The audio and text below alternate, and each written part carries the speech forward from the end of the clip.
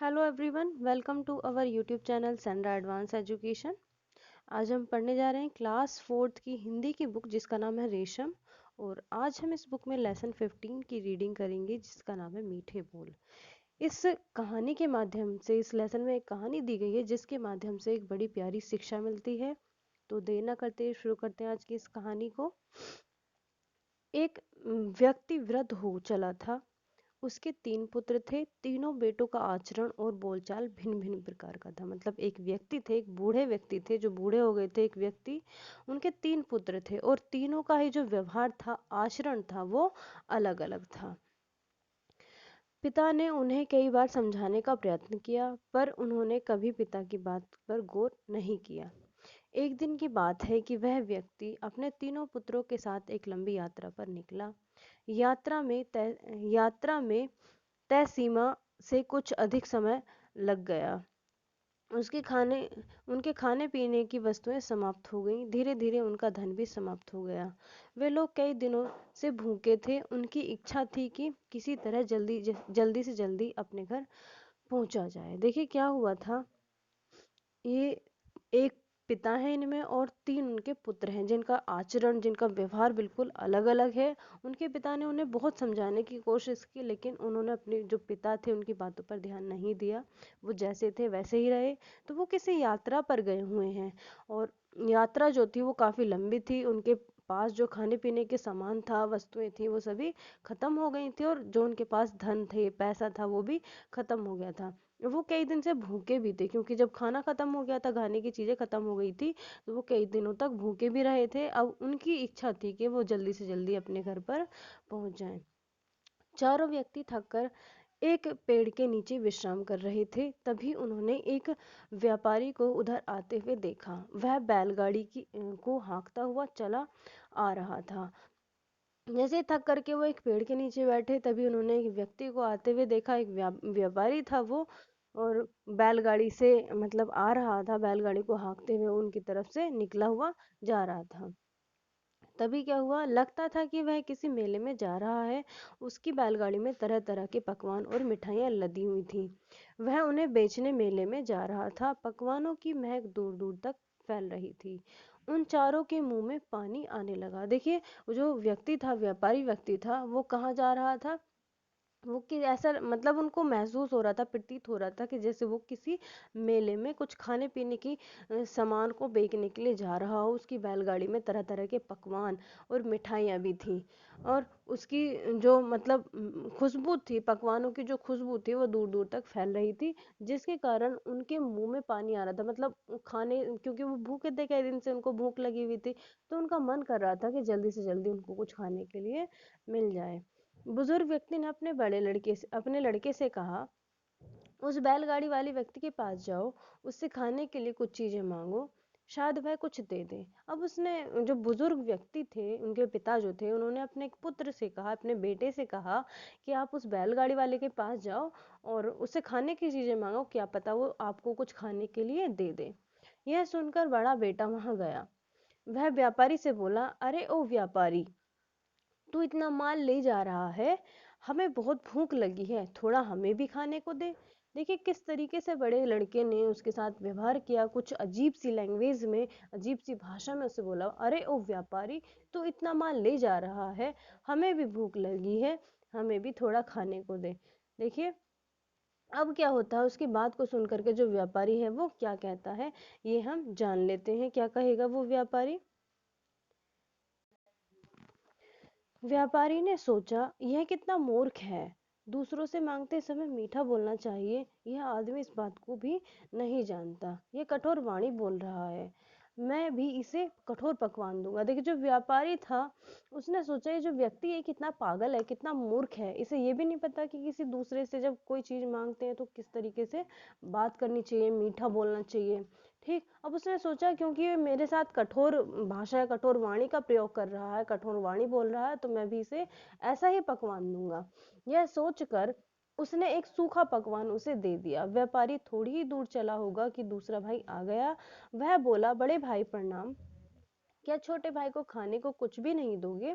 देखिए क्या होता है, अब वो उसको वैसा ही पकवान दे देता है जैसा वो उसके साथ व्यवहार करता है। अब दूसरा भाई आता है, उसे बड़े प्रेम से विनम्र भाव से कहता है, बड़े भाई प्रणाम, क्या छोटे भाई को खाने को कुछ ना दोगे?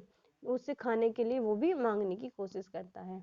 अब देखिए व्यापारी ने सोचा, इतने बड़े इसने मुझे बड़ा भाई कहा, छोटे भाई को कुछ देना मेरा कर्तव्य है। उसने सोचा मन ही मन कि इसने मुझे भाई कहा है, अपना बड़ा भाई बनाया है, तो इसकी जो ये मुझसे मांग रहा है, उसको इसकी इच्छा को पूरा करना मेरा कर्तव्य है। उसने उसे एक मिठाई दोना भरकर दे दी।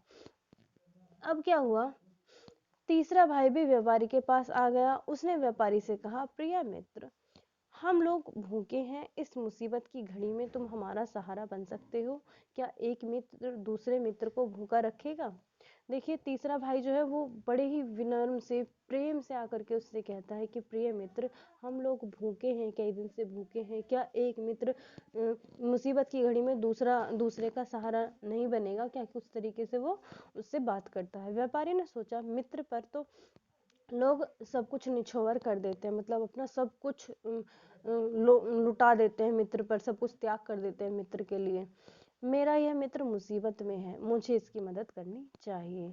वह बोला, मित्र, मेरे रहते हुए तुम भूखे नहीं रह सकते, इस गाड़ी में लदा सारा सामान तुम्हारे लिए है, कहो कहाँ ले चलूं? देखिए उसकी बात को सुन करके वो इतना प्रभावित हुआ, एक मित्र जो है वो दूसरे मित्र के लिए अपनी जान तक भी निछावर करने के लिए तत्पर रहता है। उससे कहता है कि तुमने मुझे मित्र कहा है, मैं तुम्हारा मित्र हूँ, और मैं कभी भी तुम्हारे साथ ऐसा नहीं होने दूंगा, एक मित्र के होते हुए दूसरा मित्र भूखा रहे, ऐसा कभी नहीं हो सकता। तुम मुझे बताओ, इस गाड़ी में जो सामान लदा हुआ है ये सब कुछ तुम्हारे लिए, तुम मुझे बताओ कि इसको कहाँ लेकर के चलना है। तीसरा बेटा बैलगाड़ी में बैठकर वहां आ गया जहां उसके पिता और दो भाई बैठे थे। जो तीसरा था वो बैलगाड़ी में बैठ करके कहाँ पर आ गए, उस पेड़ के नीचे जहां पर वो तीनों बैठे हुए थे। व्यापारी को वहां आया देख पिता ने बेटों से कहा, देखो और सोचो। उसने मतलब उनको समझाने की कोशिश की, देखो और सोचो, जिसने जैसा आचरण किया उसे वैसा ही माल मिला। ठीक, वो जो पिता है वो उनको बताते हैं कि जिसने जैसा व्यवहार किया, जैसा आचरण किया, वैसा ही उसको फल मिला है।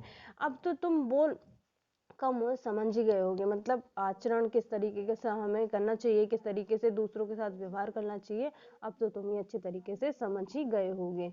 सच है, मीठी बोली से सब काम बन जाते हैं।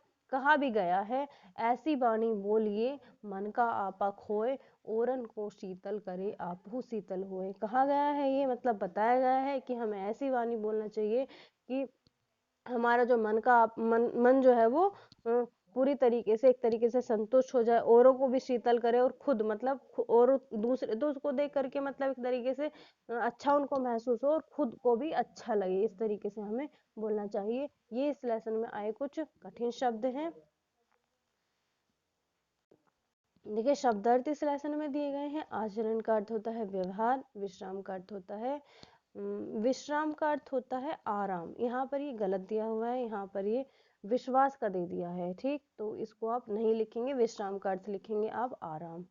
ठीक, अगर विश्वास होता, या फिर आप अलग से एक विश्वास का भी बना सकते हैं, विश्वास का भरोसा लिखेंगे आप, ये आप करेक्ट करेंगे यहाँ पर। समाप्त का अर्थ होता है खत्म, और कठोर का अर्थ होता है सख्त। निछोवर का अर्थ होता है सब कुछ अर्पित कर देना या फिर भेंट करना। इसके अलावा वाणी होती है हमारी बोली। ठीक, अब इस लेसन में कुछ बहुविकल्प प्रश्न करेंगे हम। एक वृद्ध व्यक्ति के कितने पुत्र थे? कितने पुत्र थे? 2, 4, 3, 5। तो वृद्ध व्यक्ति के कितने पुत्र थे? 3 थे। अब हम सेकंड सेकंड जो मल्टीपल चॉइस क्वेश्चन है, क्वेश्चन की तरफ हम जाएंगे। व्यापारी ने बड़े बेटे को क्या दिया? जो व्यापारी था बड़े बेटे को उसने क्या दिया था? कुछ मिठाई, एक मिठाई दोना, गाड़ी से लदा सारा सामान, सूखा पकवान, या कुछ भी नहीं। तो बड़े बेटे को उसने दिया था सूखा पकवान। ठीक, नेक्स्ट, दूसरे भाई को व्यापारी ने क्या कहा? दूसरे भाई ने व्यापारी को क्या कहा था? दुष्ट कहा था, शत्रु कहा था, बड़ा भाई कहा था, या मित्र कहा था? तो दूसरे भाई ने क्या कहा था? बड़ा भाई कहा था। अब है किसने कहा, किससे कहा। देखिए कहानी मैं आपके साथ डिस्कस कर चुकी हूँ, ये आपको खुद खुद से करनी है।